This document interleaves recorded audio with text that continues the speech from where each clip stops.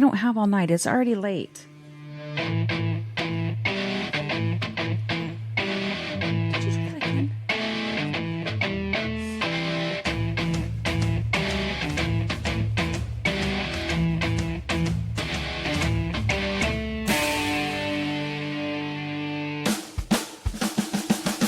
Hello and welcome to beautiful Muncie, Indiana, the home of Amazing Joe's Restaurant and yours truly, the Schweet Shiznitz podcast. Home of Minnetrista. And the Minnetrista Center. See, now we're not going to have anything to talk about next week. Oh, darn, nothing at all. And I'm your host, Jason White. I am here with my beautiful co-host. Hi. And her name is? Mrs. White. Mrs. White from Clue. And I did it with a candlestick in the conservatory. That sounds dirty. Depends on who you are listening. It depends on the candlestick, because that might be uncomfortable. You're horrible. You are probably just get an infection. You're horrible. So, we are a podcast, in case you couldn't figure that out. Where'd the word podcast come from? I don't know. What's a pod? A pea is in a pod? Probably like just a small thing that you can download and listen to. And then you cast like your line out when you're fishing? Yes, you cast it out onto the internet where people can listen to it. That part makes sense, but not the pea. Not the pea? No. Okay. So we are a podcast where we watch your favorite and least favorite 80s movies, and then we talk about them. We just talk crap on here. We just talk a lot of crap. We tell you... One of us talks more crap than the other. Just saying. All the things that you did or didn't want to know about the movies. Your favorite things, our favorite things. We tell you whether we liked the movie or not. Sometimes we tell you whether other people liked the movie or not. Someone's having problems talking today. I'm just going to say that Jason has restarted this probably 3 times because he just keeps saying weird things at the intro and just not getting it right. I sometimes have a little bit of trouble speaking. Like, home of amazing podcast. Home of Joe's podcast. Home of the JoJo's. I don't think it is. So... anyways, we are here to talk to you about there's something movies. Sticky on the table. Before we get into our 80s movies, just a quick reminder that if you're listening to us, go ahead and hop on over to the main page there. Should they do the bunny hop? However you want to get there. And go ahead and click that little 5-star and type us a little review that will help other people to find us and make us feel good about ourselves. You want us to feel good about ourselves, so go ahead and do that. Also, click that subscribe button. That way, every week when our new episode comes up, it will just automatically pop there into your queue. You'll get a little notification. So now there's a hop and a pop. Hop on pop. We're the Dr. Seuss podcast. All right. So, before we get into this week's movie, I will give a little rant again about what's going on in the wonderful world of movies in the world around us. So, if you haven't been paying attention this week, Toy Story 4 came out. Still doing it, aren't you? So, there is a 4th Toy Story. And with a spork, apparently. With a spork. A sad spork. I don't know anything about that except what my kid keeps telling me. If I were a spork, I would be sad as well. Why? Because it just seems like a sad thing to me. No, you're made for 2 things in life instead of just one. Spooning and forking. Okay, move on then. I didn't make it up. I think sporks are incredible. Oh, good for you. That's right. I like sporks. So, if I'm out somewhere, like we were at Taco Bell one day, and there was a fork and there was a spoon, and I had refried beans, and I chose the spork because I like sporks. Congratulations. They used to always have sporks at Famous Recipe, and I just thought they were incredible. I like sporks. The other new movie out this week is Fine, just ignore my Child's sporks. Play. I looked at what are currently the top 10 movies out at the theaters, and I noticed a little theme here. Number 1 is Toy Story 4, based on a movie series that came out in the 1990s. Then we shouldn't be talking about it. Number 2 is Child's Play, based on a movie series that came out in the 1980s. Isn't that a candy mixture that's out like around Halloween? A candy mixture? Child's Play? I don't think so. I think so. It's a bag with different kinds of candy in it. I think you're imagining something. And you... Someone's been smoking weed. I never have. And you buy that, and it has multiple different candies in it. I think you're a little crazy. Okay, I'm the gonna new look this up now. Child's Play, it has Chucky being voiced by Luke Skywalker, Mr. Mark Hamill. So that's a good way to ruin all of our childhoods. Oh, it's right here, buddy. Right here. I looked it up online. It's called Tootsie Child's Play Variety Candy. Right there, buddy. Do you see it? That's just messed up. And it has, of course, Tootsie Rolls in it, and it shows dots, and it has, the Tootsie Roll. What is the Tootsie Pops, right?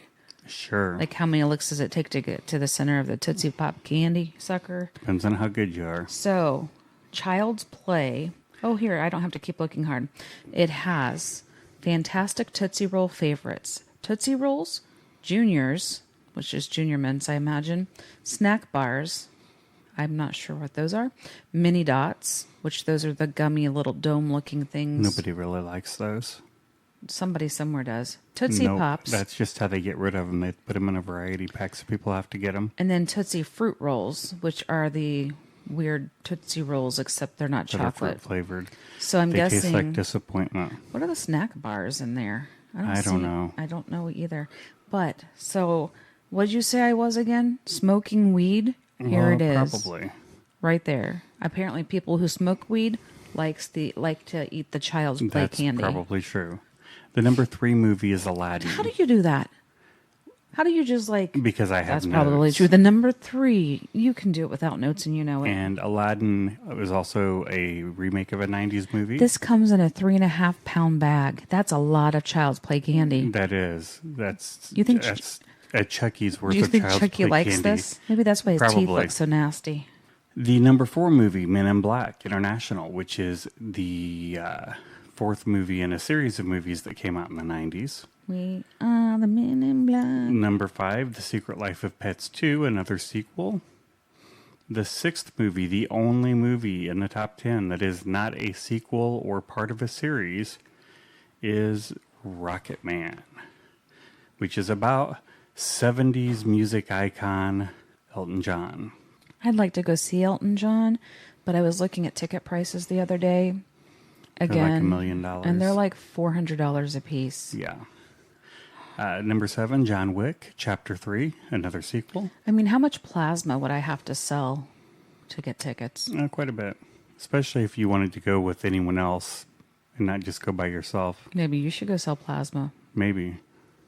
I was just asking. Like on the street. Be like, hey, want some No, plasma? there are some places here in Muncie that you can sell plasma. Hey, Billy, want some plasma? I don't think you don't want him to... Never mind. Godzilla is number 8, Godzilla King of the Monsters, based on the giant lizard that was introduced in the 1950s. I do not like Godzilla. Dark Phoenix is number 9. It is the most recent X-Men movie. The X-Men were first introduced in 1963 and became a movie series in the year 2000. And Shaft, the new... I don't think we should talk about this now. I think it's time to move on. The new introduction No, from the 1970s movie series. Move on. About I can't hear you. shafts. Hey, move it. So Keep it going. I think that's the sequel to Toy Story. I think you should just move on. So Someone needs to take a spork from Toy Story and give never it mind. the Shaft. I think we should just stop talking now. So we should probably get into this week's movie. This week we watched an 80s movie. A movie from 1983. And this week's movie was... My Daddy Says I'm the Best French Kisser. It was. And who said that? What's her name? Miss Jane Krakowski Okay, that's her name. from 30 Rock and The Unbreakable Kimmy Schmidt.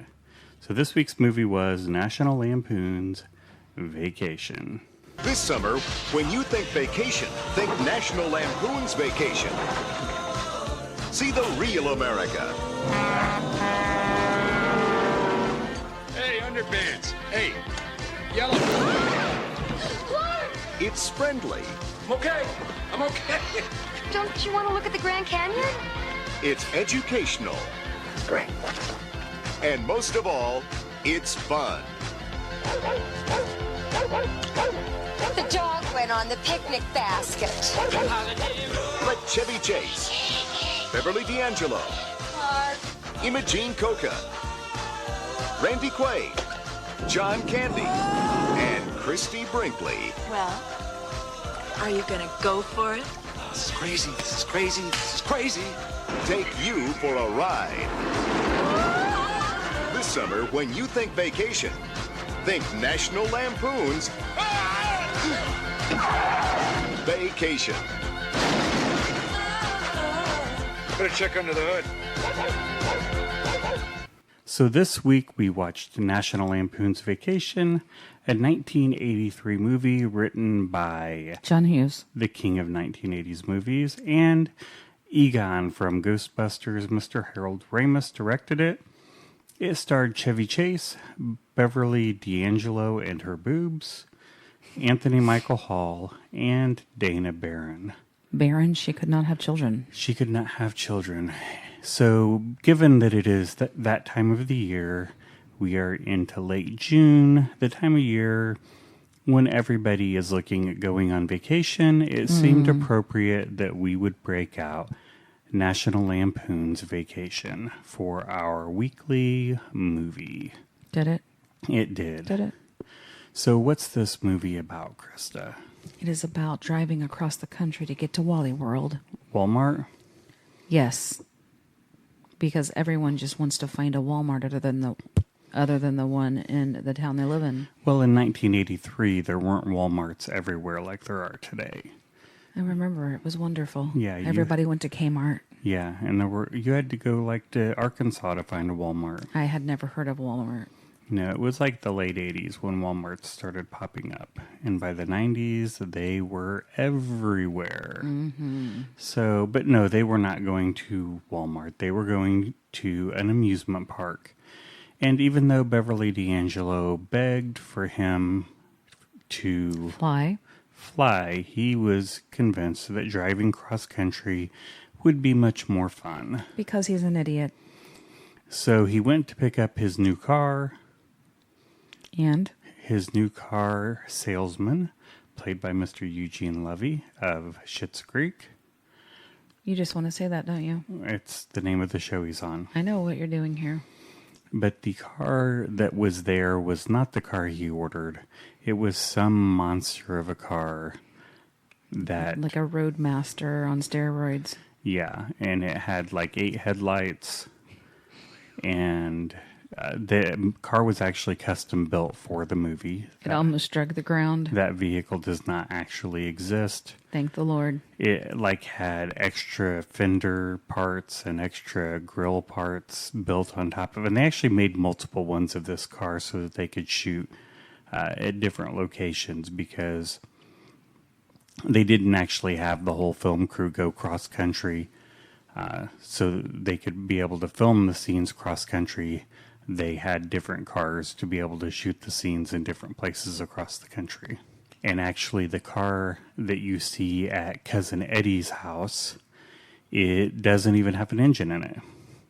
They just built a duplicate car without an engine. None of these facts are in my notes. Sorry.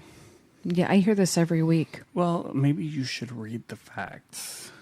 Maybe you should just write the facts that you read. There are too many. Mm-hmm. I'd be writing facts forever. Mm-hmm. You just like to make me look dumb. So the movie, they go traveling cross country. They make multiple stops in their trip. All stops that he has planned, and they have to make these stops because he's an idiot.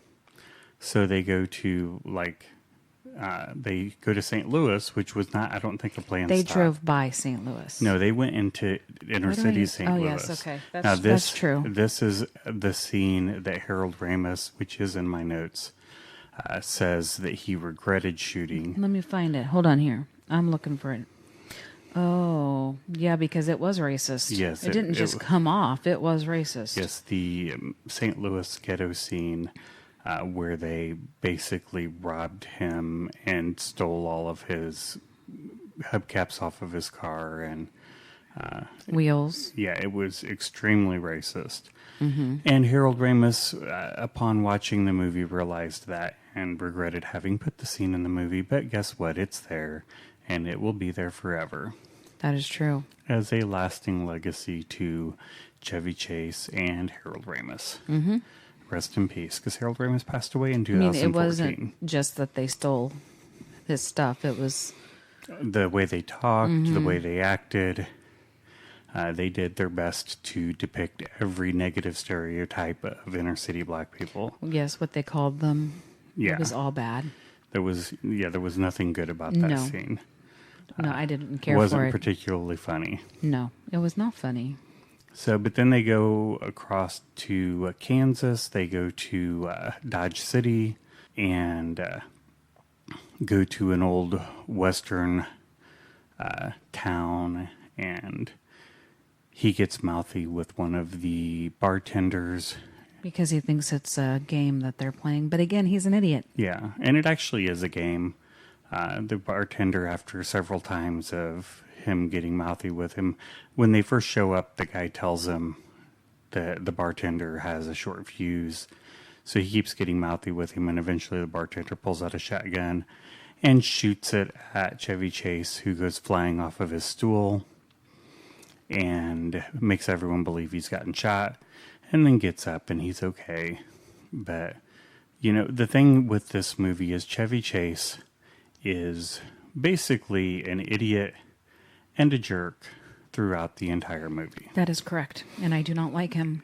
Beverly D'Angelo, for some reason, seems to be moderately oblivious to Chevy Chase's antics. And we are introduced to Christy Brinkley. This is her acting debut. It says it on the screen at the beginning of the movie, introducing Christy Brinkley, who went on to marry, Billy Joel, the Piano Man, not Elton John. I'd like to see Billy Joel in concert. It'd be all right. How much do you think his tickets are? Well, he's not retiring, so they may not be quite as much as Elton John's. I don't know. He is the Piano Man. It's hard to say. I think Elton John's a Piano Man, too. But Billy Joel's called the Piano Man. Are you not aware of that? I've heard. I think it's just because he had a song called The Piano Man. Tiny Dancer. That was Elton John. That's true. Because he's your tiny dancer, your dancer for money. That's. Do what you want to do. I think that's Private Dancer by Tina Turner. I like to turn it into Tiny Dancer. So, And then I like to turn it into Tony Dancer. And we'll just keep going from there. I'm your Tony Dancer. And then, Your dancer and then, for money. then that makes me see him cleaning house and like being dusting really up tiny. high, and then dusting up high different places, and But being then really tiny. it makes me go, I'm the boss. That's who's the boss. And we can just keep going, but we probably And shouldn't. then someone else coming in the room with the vacuum cleaner harassing him and him going, vroom elsewhere. No, it was broom elsewhere. But anyway, we should probably move on. Anyway, so for some reason, Beverly D'Angelo. Do you know that everybody is just a few degrees from Kevin Bacon? Yes. So let's take Tony. No, I'm kidding. Go ahead. See how we can connect Tony Danza to Kevin Bacon. Let's don't do that. So where were we? Well, Beverly D'Angelo, for whatever reason, decides that she should show her boobs. She's played off in this movie as the clueless, obedient wife. And, you know, her husband is just a disgusting... It's also clueless. He's just a disgusting piece of crap. Really, the smartest person in their family appears to be Rusty, played by Anthony Michael Hall. And, you know, I guess if you watch Anthony Michael Hall plays kind of the same similar sort of character that he plays in a lot of movies. Everything else? Yeah. He still had braces on. He had braces on in Not Pretty in Pink. 16 Candles. Yeah, he actually grew 3 inches towards the end of the movie. I'll get into this little bit of information, but That's not in my notes either. It is, actually. Oh, it's not. I don't see anything about him growing in Well, here. you see, Where is it? It is not in he here. was originally supposed to be younger than his sister, but because he's actually, the actor's actually younger, but because he ended up being taller than her, they switched their ages around in the movie. But when they originally shot the film, it ended with a Christmas Vacation sort of ending where they took the park owner hostage and held him hostage because of the park being closed. And John Candy was not in the movie at that point. John Candy ends up being the security guard at the park. So they don't break into the park and force the security guard to ride the rides. They go and find Mr. Wally and abduct him and hold him hostage. With a big red bow? Yes, as we found in other movies, the test audiences did not like this. And so they went back several months later and reshot the ending. One thing you will notice about the reshot ending is that Anthony Michael Hall is significantly taller in the reshot ending than he was in the rest of the movie, because he grew 3 inches before the reshoot. And but that's the whole reason John Candy is even in the movie, is because they decided to reshoot the ending with him basically breaking into the park and forcing John Candy to take them on the rides that they wanted to ride. John Candy got paid That is not in my notes. $1 million for his very short role in the movie. So there are several notes in here about the reshoot. So there is a note about them taking Roy Wally hostage. They ended up using a portion of that ending in Christmas Vacation. Something else you'll note is when they go to the campground in this movie, the campground attendant is played by the brother of Bill Murray, Brian Doyle Murray.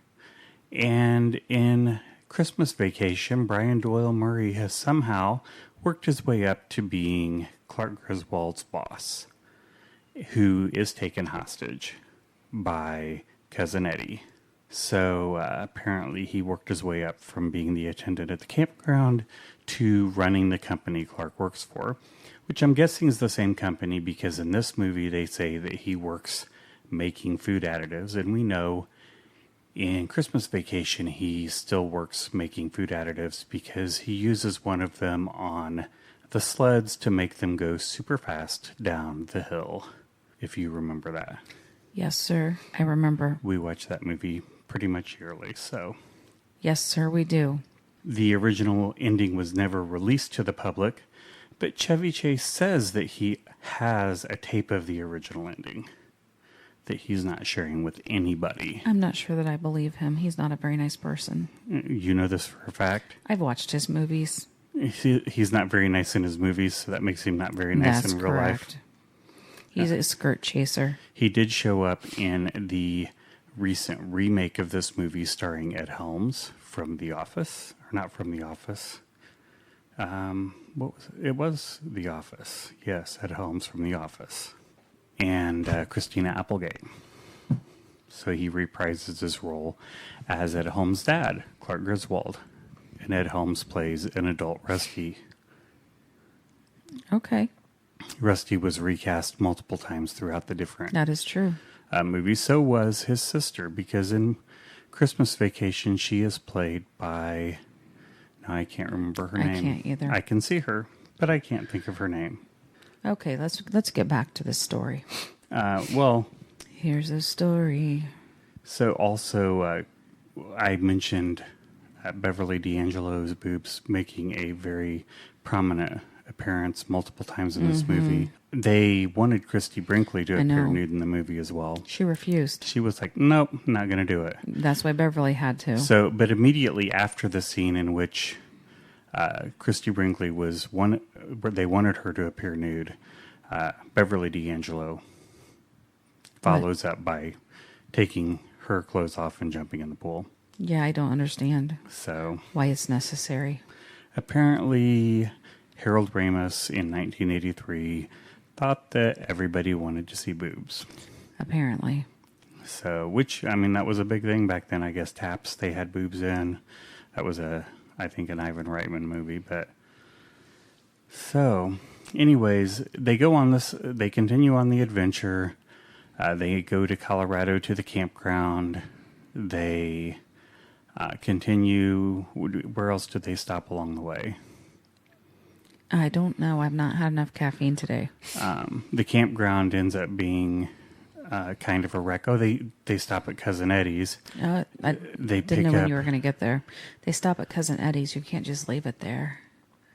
That's where their kids meet their cousins for the first time, Yes. or they haven't seen them or something. Cousin Eddie, of course, is played by Dennis Quaid. Dennis Quaid, the crazier of the Quaids. Randy Quaid somehow came out of that relatively normal. Dennis Quaid, not so much.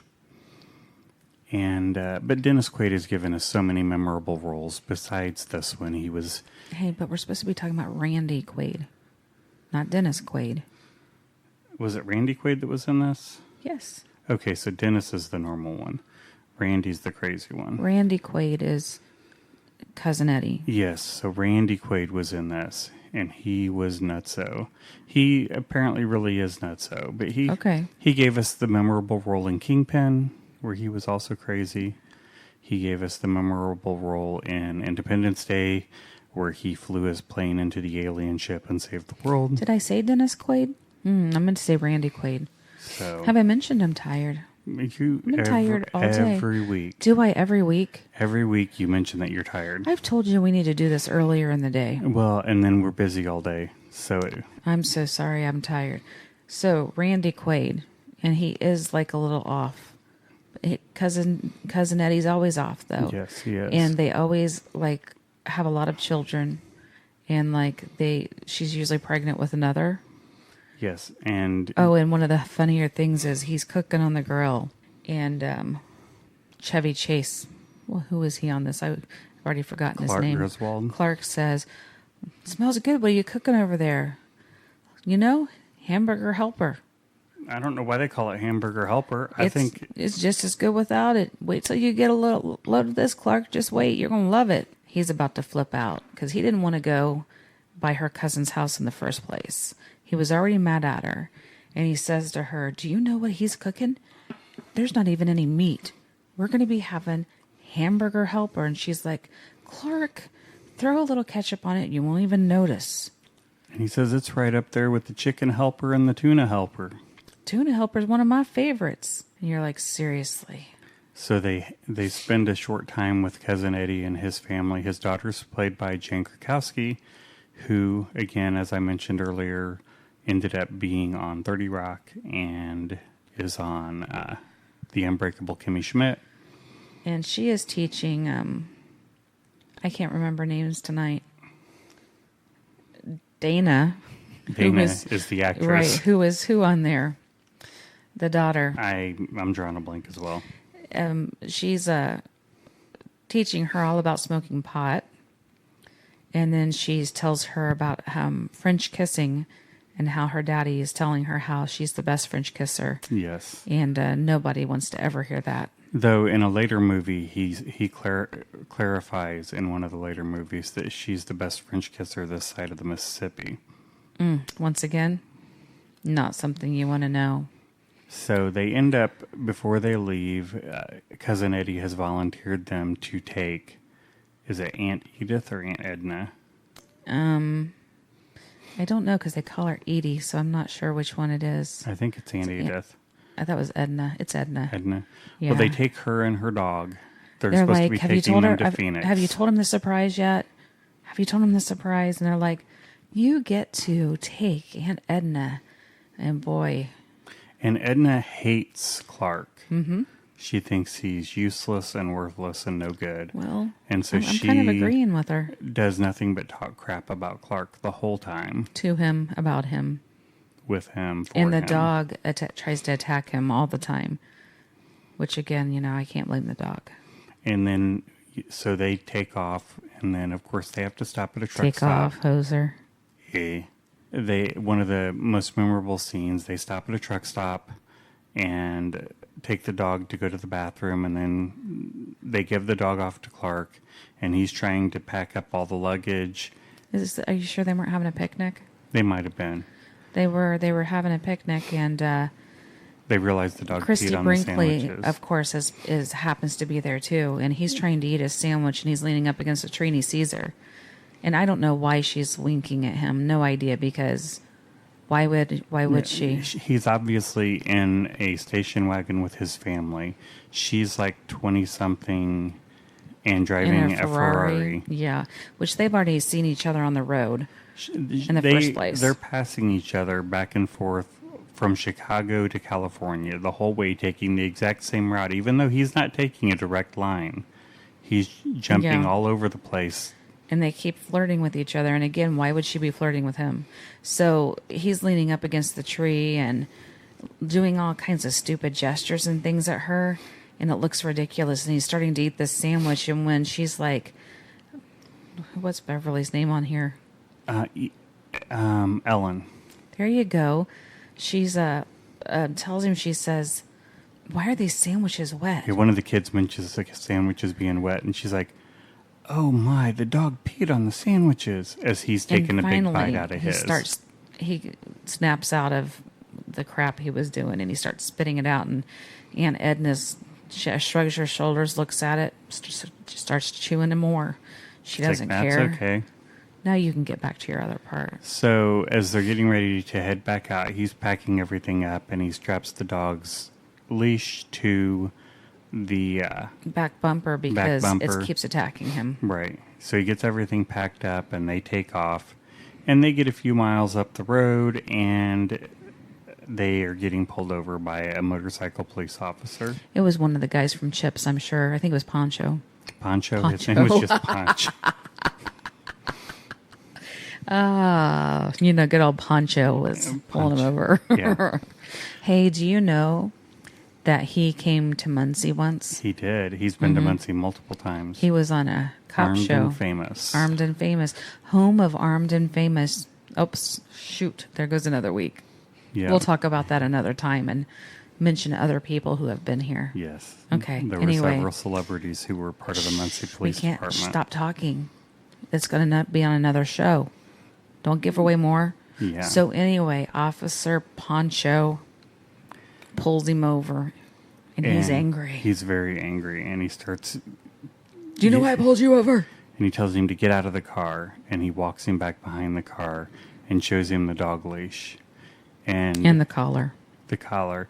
And both of them start tearing up, and he's explaining to him what happened, and both of them are acting really upset, and he's like, the poor guy probably kept up for the first mile or two. And so, and legitimately, both of them were like tearing up when that was happening, but it was because they were trying so hard to keep from laughing as they were doing their lines back and forth to each other. That's not in my notes. Sorry. I don't think you are. So. And so he acts all upset and stuff, and so the officer lets him go. And he gets in the car, and he's trying to hold the leash down. And well, first he doesn't have the leash.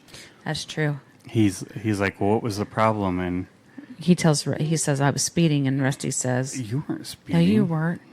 And he's like, yeah, I was speeding. And his wife looks over at him and says, honey, are you sure? And he's like mouthing the word to her and whatever. And she's like, yes, he was speeding something horrible, 15 over.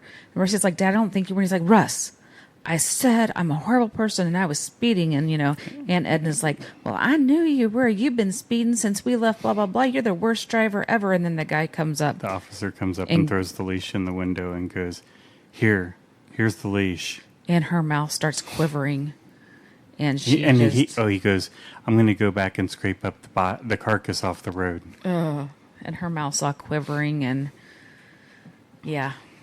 Mm-hmm. So they keep heading on up the road. Of course, you know what? She's upset. They're going to ease on down the road. Ease on down. Okay, go ahead. So, and then as they continue down the road, they keep, taking naps and stuff in the car. The kids keep fighting over who has to sit by Edna. And then at some point, she's fallen asleep between the two of them. And she needs her medicine. And they're like, you need to wake up Aunt Edna. And they're trying to wake her up, and she won't wake up. And then Ellen reaches back to try and get her awake and realizes that Aunt Edna has passed away. Bum, bum, bum, bum, bum, bum, bum, bum, bum. And at this point, they are in the desert. And Clark's idea is just to dump her off. You've missed the part where he falls asleep or whatever. Ah, yes. You've missed that. No, that was before then. You've missed the part, though, where the car goes airborne in the desert, because she was still alive then. Yeah, was she with them even then? Mm-hmm. Was she? Because that's when Ellen tells her off, makes her sit back down in the car. Right.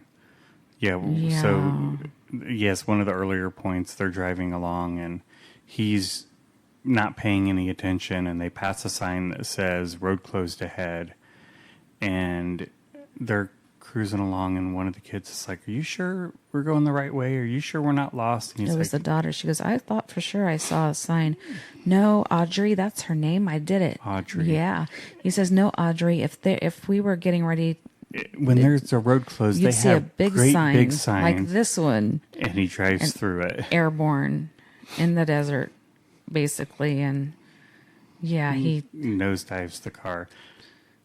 And that's when she just starts mouthing off, and Ellen tells her, get back in the car, sit down, and shut up. We've heard enough of your mouth. And she just looks at her, scared to death, but she gets back in the car and she shuts up. Yes, eventually permanently. It's true. You can move on now. So they have the big car wreck. Eventually she dies. They want to leave her in the desert. Mm-hmm. And, well, Clark wants to leave And her Ellen in the desert. says, no, we can't. No, he wants to leave her and just call her right. son, where they're taking her, and tell him where she is. And the kids say, we can't ride in the car with her. It's a dead person. So they tie her up with the luggage on top of the car. with the blanket over her. With her sitting up. And at some point, though, he gets tired and they all fall asleep while he's driving. I don't know how that could possibly happen. No, and they go barreling through town. He ends up taking an exit off the highway. Yes, and then just crashing through a bunch of stuff. And then just happens to crash and wake up right as they slam into a parking space at the motel. Crazy. So, but when they finally decide that they're going to take Aunt Edna to the sons, they get there and he's not home.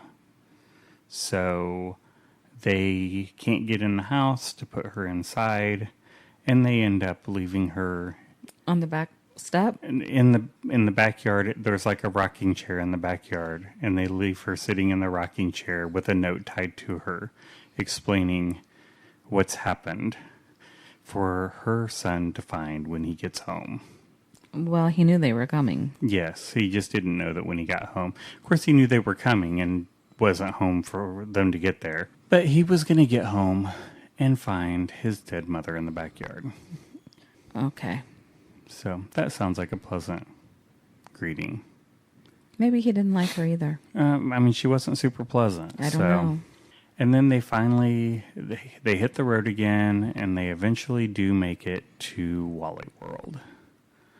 They get there, drive through the entrance, get to the park gates, and they think they're the first ones there. Yeah, they think they've gotten there early because there's no other cars in the parking lot. They go up to the gate, and there's a sign that says they're closed. Wally's holding the sign. Wally the Moose. And he says, That they are closed for 2 weeks. for repairs. For repairs. And cleaning. Well, first, they read the sign, and then the moose says it. And then Clark punches the moose in the nose. Eventually. And then He's lost his mind. they go to leave. They look like they're leaving, but then he turns around and drives back in. No. Mm-mm. They go to leave, and he pulls up to a sporting goods store, dear. Yes. And he buys a BB gun. A gun. At that point, it's just a gun. And he goes back to Wally World, and they're afraid of what he's done because he's acting like a crazed maniac. And he goes in, and he basically accosts the guards, has one of them roll over and Act like a dog. Mm-hmm. In a very similarly racist Exactly, situation and I'm to like, before. why is this It's happening the again? black Exactly. Police officer. Exactly. I'm like, what the heck are you guys doing? And the other security guards played by John Candy, and they have John Candy take them through the park and have them go on the rides. And he has a gun on him. Now, I, as a young person, as a teenager, I worked at an amusement park. I know that you can't just get on a roller coaster with no operators at the stations and it just run. Like, you have to have people actually controlling the operation of the roller coaster. Like, Yes, I know. So who did it? Yeah. There was nobody else there. So if everyone was on the roller coaster, there's no way for it to actually operate. Correct. So, I guess. And that happened with every ride. There was no one there. Right. And there has to be someone to start and stop the rides. Exactly. And at one point, one of them looks at the gun. It wasn't his son that says, "That's not even a real gun, is it?" And then John Candy looks at it and says something about how, well, wasn't going to do what he said anymore since it wasn't real. And so then Clark shoots him in the butt with a BB. And he's like, "That really hurt." Well, then let's go finish, And then eventually the police show up because they didn't do anything with the other security guard. They just went into the park. Like, he's not going to call the police. And then Wally, Mr. whoever he is. Roy Wally. There's his name. Apparently, Roy Wally was based on a combination of Roy and Walt Disney. So he shows up with the police. And they're all going to be arrested. So weirdly, everyone's in handcuffs except for Clark. Imagine that. All the kids are handcuffed. Mom's handcuffed. Everyone but Clark's handcuffed. Right. And he's explaining why he did what he did, why it was perfectly reasonable. That they drove across country and everything that happened to them. And how would you feel if you blah, blah, blah, blah. And he goes, "Well, I certainly wouldn't pull a gun on him." Yeah, he goes, "Well, wouldn't you do what I did?" And Mr. Wally's like, "No." He says, "First of all, I would have flown in an airplane." And Ellen's like, "Well, I tried to tell him, but he doesn't listen to me." But he does sympathize with him and decides that he's not going to press charges. Said nobody ever. Right. All of his movies end up that way. He does something stupid and he doesn't get in trouble. Right. You have your boss just like abducted. Just like on my rant earlier in the movie, he and his wife get in a fight because he was doing stupid stuff and not listening. And so he decides he's going to leave the room because he gets mad at her. And he goes down to the bar. And he goes from girl to girl at the bar. Like he's looking to get some action or something. And it doesn't happen. So, or does he meet up with Christy Brinkley? I think he meets her at the bar. And so they decide they're going to go out by the pool. And she thinks it will be fun to go swim. So she gets down to just her bra and underwear, which apparently is all that she would do because she wouldn't go skinny dipping. She didn't want to show her parts, which I wouldn't either. I think they insinuated that she was naked. They just didn't show her naked. No, they showed her bra and underwear on screen. But they showed her in her bra and underwear. But I think the insinuation was that by the time she got in the pool, she was naked. I don't know. They just didn't show her naked. And so she gets in the pool, and then she asks him if he's coming. And he gets naked. And he, makes a big show of how he's embarrassed, but yeah, he'll do it. And so he jumps in, and the water is so cold, he just keeps yelling and keeps yelling, because once again, he's an idiot anyway. And so he wakes everybody up, and everybody comes out on their terrace and sees him next to her in the pool, including his wife. And his kids. And she's really upset with him, of course. And he ends up, well, he told her, Christy Brinkley, that he wasn't married. And he's just an idiot. So anyway, he ends up telling her, well, as you might have seen, I am married, and I probably need to go upstairs and fix my relationship now. Even though his wife just caught him skinny dipping with a young Right. woman who, you know, clearly they were the only two people in the pool. What's that have to do with anything? Well, I mean, there's not a whole lot you're going to be able to make up. Right. That explains why you were naked in a pool with a young, pretty woman. So he goes upstairs, and she's laying in bed, and he goes up and starts trying to make things right with her, and he's not doing a very good job of it. And so he says he's sorry, and she tells him it was her fault too. And I'm like, what the heck is your fault? And then she decides she's going to go skinny dipping with him. Or she starts apologizing and stuff, and I don't understand what in the heck she did wrong, because of course the whole movie, she's always a nice person, and you know, and he keeps all the whole movie, and he does this the whole time, you know, flirts with this girl. She catches him multiple times, but she's apologizing. And I'm like, what the heck? This movie ticks me off, because he did it in the other movies also. It just irritates the crap out of me. So, and like Jason says, so they go downstairs and go skinny dipping. And when she jumps in the pool, she starts yelling. And then everyone comes out and again. Everybody comes out. And of course she's naked because, you know, we want to just keep seeing her breasts. Now, fortunately, belittling her. They did go on and make 3 more vacation movies. They made European Vacation, Vegas Vacation, and Christmas Vacation. And I believe the first one is the only one that she showed off her assets in. But like I said, she's belittled in this whole movie. You know, you've got to see her naked. He acts like she's not important. I mean, his relationship's not important. It's just, I mean, I've seen this many times, don't get me wrong, but it just frustrates me. So, anyway. So that's basically the end of the movie, is when they decide that they're not going to press charges and they on all, including all the police officers, the guards, him, his family, the owner, they show them riding rides together, and then it is over. And so the big question is, does this movie get made today? We missed some things, though. Okay. Robin Williams and Kenneth Mars were considered to play Cousin Eddie. So I could see Robin Williams. I was going to say Cousin that. Eddie. Yeah. And it's hard to say, though, because Randy Quaid did such a prolific job throughout all of the movies.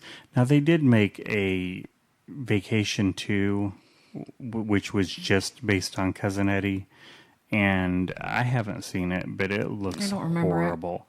It's the only one that Dana replayed the role of Audrey in. I don't know, but Robin Williams can do so many. Well, he could so many different things. And then Richard Belzer, Robert Klein, and Bill Murray were considered for the role of Clark Griswold. I only know Bill Murray of those 3 people. Yeah. There were a lot of cameos in this movie. Obviously, we know Randy Quaid. Brian Doyle Murray appears in a ton of these movies. He's Bill Murray's brother. Eugene Levy, we mentioned, as the car salesman.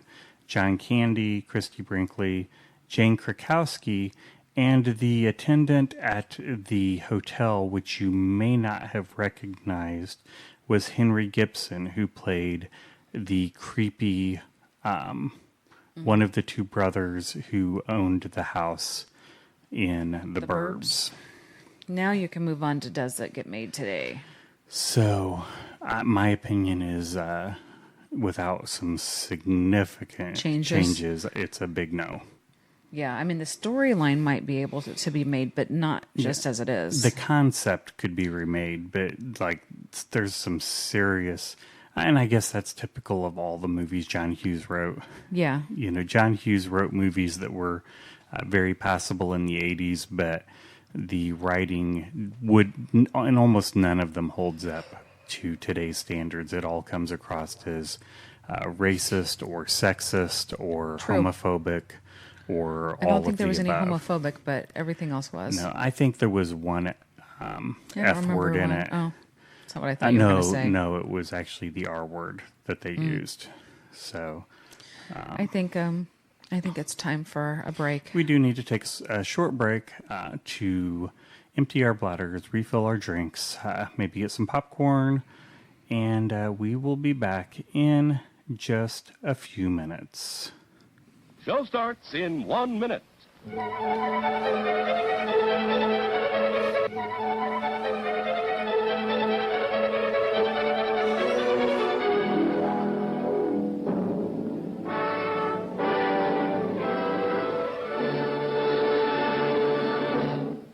Please remember to replace the speaker on the post when you leave the theater. So we are back. This is the part of the podcast where we normally would give you Roger Ebert's review of this movie. However, for the first time in all of the movies that we have covered, Roger Ebert did not review this movie. He wouldn't have liked it. He probably wouldn't have. This movie does have a 93% positive review record on Rotten Tomatoes. So the overwhelming majority of critics who watched it did like it. But Roger Ebert did not review it. So Alrighty. we will never know, since Roger Ebert is no longer with us, I can how guess. he felt about this movie. I can guess. So we will give you our opinions on this movie. And if you haven't listened to us before or recently, there are 3 ways that we rate movies. If it's a movie that you really loved, we would rate the movie. That is Yep, wrong. wrong one. We would rate the movie.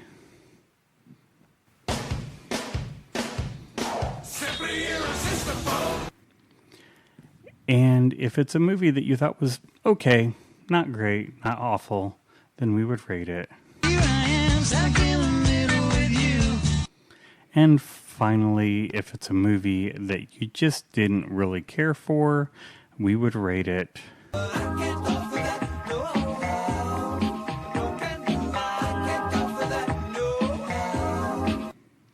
So, Krista, Yes, dear. on a rating of Simply Irresistible, Stuck in the Middle, or I Can't Go For That, how do you feel about National Lampoon's Vacation? Well, I think as I've gotten older, my opinion, my thoughts might have changed. I think that when I watched it when I was younger, I probably loved it, liked it a lot more than I do now. I find that now that I am older, and probably see things more different or differently, and there just being some things in the movie that I don't like now, or that I see now differently than I did then, if that makes sense. Like the way Clark behaves, even though he's a married man who supposedly is in love with his wife. The way he treats his entire family. Yeah, like he doesn't have one. And then there were, some racist things going on. I would say that I probably am stuck in the middle. So this was tough for me because Well, but on the other hand, it still has a lot of humor. So Yeah, I didn't finish that part, but this movie is still extremely funny. There are still a lot of really great jokes in the movie. Those are really tempered by a lot of really outdated humor. And again, it's Clark's character is funny but bordering on grating. And so sometimes it's like maybe almost too much. And so, if I wanted to watch a funny, edging on grating character and be able to enjoy them for the full hour and 40 minutes or so that a movie runs, I'd rather probably watch like a Dumb and Dumber. Because they're written not to be taken seriously at all. And with Clark having a family, it's hard to do that so much. So I probably would be with you in that I would be... Here I am, stuck in the middle with you. So this would bring us to the ending part of our podcast where we start wrapping things up. Maybe start weaning off of the coffee, moving on to some decaf, and alrighty then. Trying to relax a little bit, getting things ready for bed, or whatever you do at the end of a podcast. So you can find us online. We are at www.schweetshiznitz.com. I'm at Krista White 73. We are at Schweet Shiznitz. And I am at Gravy Boat Pirate. That's all on Twitter. You can find us on Facebook. We are at facebook.com/Schweet Shiznitz. And we're on Instagram at Schweet Shiznitz. If you'd like to pop us an email, give us your thoughts or feedback. Pop it. Or, send us a recipe or, vacation pictures, whatever. We're at sweetshiznitz@gmail.com. We would very much appreciate it if you would share our posts and tweets. Let your friends, family, and followers know about us. This is the best gift, not GIF, that would be a picture.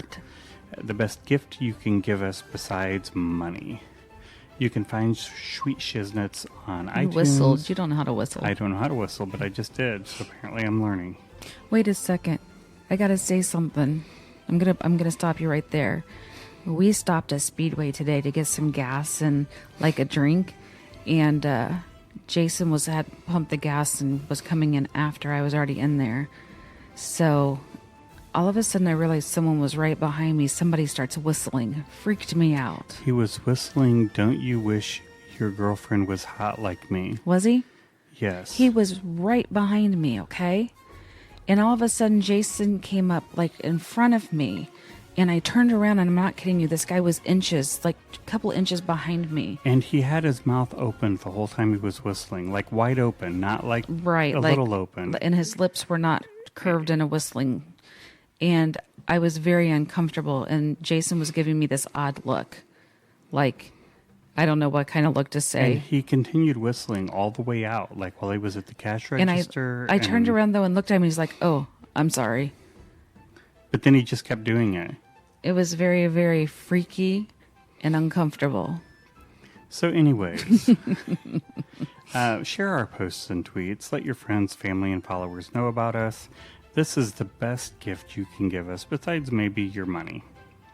You can find Schweet Shiznitz on iTunes, Google Podcasts, Spotify, or anywhere you find quality podcasts. We've done our very best to get our podcast on every platform out there. Jason has. I don't really do that part.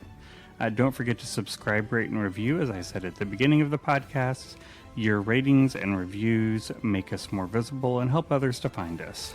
Schweet Shiznitz is paid for by listeners like you. To be a supporter of Schweet Shiznitz, go to patreon.com/Schweet Shiznitz. Supporters will get access to bonus content and help shape the content of our show. We will also mention you on the air and send you something, maybe a surprise. I don't know. We'll have to see. You'd like to know. Yeah, you would, so do it. One little side note is we got a little bit of a shout out on someone else's podcast, the Heroes of Noise podcast. So I will return the favor. If you like podcasts that talk about movies and pop culture, take a moment and give them a listen. Heroes of Noise. They're, again, on all the podcasting platforms. A really good podcast. Two guys who share about the movies they're watching, the music they're listening to, all sorts of fun stuff, and they're a lot of fun to listen to. So give them a shout. In the meantime, we will be signing off. So have a great week, and we will talk to you next week. Goodbye. Bye-bye. Tell your mom I said goodbye. No, just give your dog a pet on the head for me.